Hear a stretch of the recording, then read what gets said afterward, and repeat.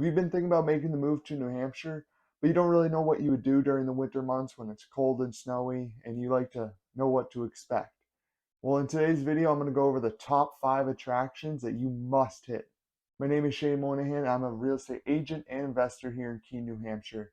And if you have been thinking about making the move to New Hampshire, let's connect. Please feel free to reach out. My contact information is right here on the screen, or it's down below in the description. Just shoot me a text or an email, whatever works out for you, and I'd love to help you in the process of moving to this great state.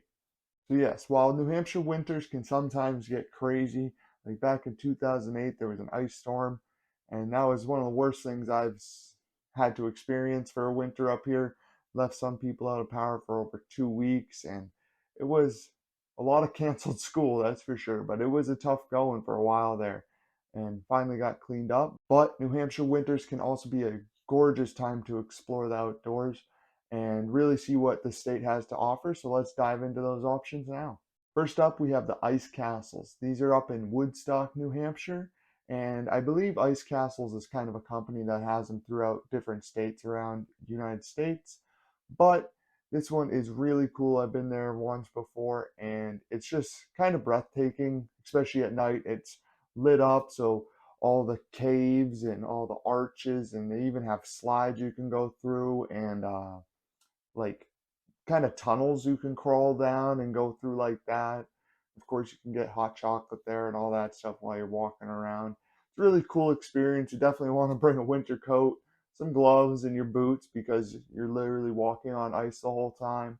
But just seeing it, I think really to go at nights for the best time just because the way they light it up with the ice, it just looks really sweet. I think I went right before sunset, so I got to see it before it was lit up, and then I saw it when it was lit up. So it was definitely a cool experience and definitely something you should go check out. Number 2 on the list is go drive the Kangamangus Highway. Around these parts, it's known as the Kank.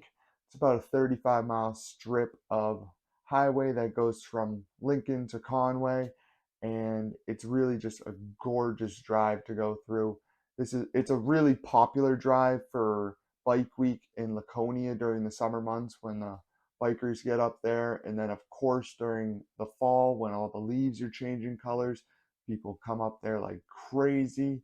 And it's a really remote highway. There's not a ton of stuff on it. It's just they kept it really nice and remote so you can really just take in the landscape and see what the scenery has to offer going through the White Mountain National Forest and all that good stuff. It's just a really beautiful spot.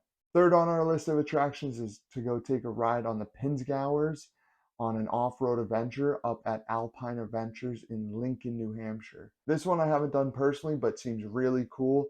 It takes you on a tour around 300 acres on barren mountain on private land, and they kind of walk you through and show you what's around the nature. And these Pinzgauers were originally used to transport troops, and they kind of repurposed them and put in bucket seats and stuff. So I think most of them hold like 11 passengers or so. And they say it's a slow roller coaster ride, basically. So expect it to be bumpy. And they say if it's a nice day out, they take off the top so you can really see everything. I'm not sure if they do that during the winter or not. I'm assuming if it's not snowing, they would. But again, something you're going to want to bring winter clothes to keep you warm because it is winter in New Hampshire. Fourth is more of a general thing to do, but it is to go skiing or snowboarding in the tons of mountains that New Hampshire has to offer. I'm going to go over the top 3 that I found according to snowpack.com. First up is Bretton Woods, which is about a 2-hour drive from Boston. It has 98 trails over 3 mountains, and it's one of the best rated ones in New Hampshire. And if you are done skiing for the day, you can splurge and stay a night at the Mount Washington Resort, which is a super nice resort up here in New Hampshire. Next is Loon Mountain, which is very accessible, only 10 minutes off of I-93. And once you're here, the resort provides everything you need. The hotel resort has swimming pool, a spa, tons of restaurants to choose from, so it's a really nice spot. And last is Cannon Mountain, which is really a local favorite. It's actually where the first World Cup ski race took place in North America, and it's not really like commercialized, so there's not a ton of stuff on the mountain, but it is home to the New England Ski Museum, so you can take a look at that when you're over there skiing. And the fifth attraction is kind of a little spot. It's called LA Burdick's Chocolates up in Walpole, New Hampshire. And it's just like a little cafe chocolate shop, which has super good hot chocolate. It's really rich, so be prepared for rich hot chocolate, some of the richest I ever had.